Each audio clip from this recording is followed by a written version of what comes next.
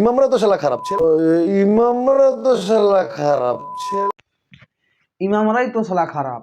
নাউজুবিল্লাহি মিন যালিক। এই নায়ক জাহিদ খান কি বলে, যখন কথাটি বলে তখন একবার ভাবেনি যে আমি কি বলতে চাইছি, কি বলছি। আবার পরে ভিডিওতে নাকি বলেছি আমি ওইরকম বলিনি, এটা এডিট করা। দেখুন আপনার ভিডিওটি দেখুন যে এটা এডিট করা না, এটা বাস্তবে ওর কথার সঙ্গে লাফজ মানে ঠোঁট মিল খাচ্ছে যে ইমামরাই তো শালা খারাপ। এত বড় কথা শুধু আমাদেরকে বলা হয়নি, ইমামদেরকে বলা হয়নি, কেননা হুজুর সাল্লাল্লাহু সাল্লাম ইমামতি করেছিলেন। হুজুর সাল্লাল্লাহু সাল্লাম ইমাম ছিলেন, নামাজ পড়িয়েছেন।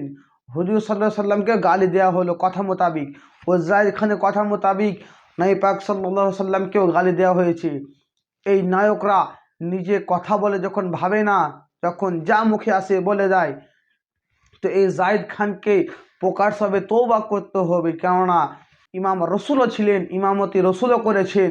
তো এই জাহিদ খানের কাছে একটা রিকোয়েস্ট যে আপনি খোলাসাভাবে তওবা করুন, কেননা আপনি শুধু এই ইমামদেরকে বলেননি, শুধু ইমামরাই তো সালা খারাপ তাই বলেছেন, মানে সব ইমামরা পড়ে যাচ্ছে। রসুলও ইমামতি করেছিলেন।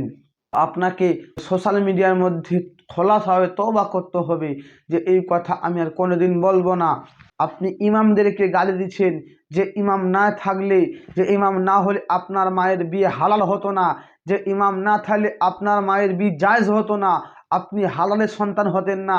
আর সেই ইমামকে নিয়ে আপনি গালিগুলোজ করছেন।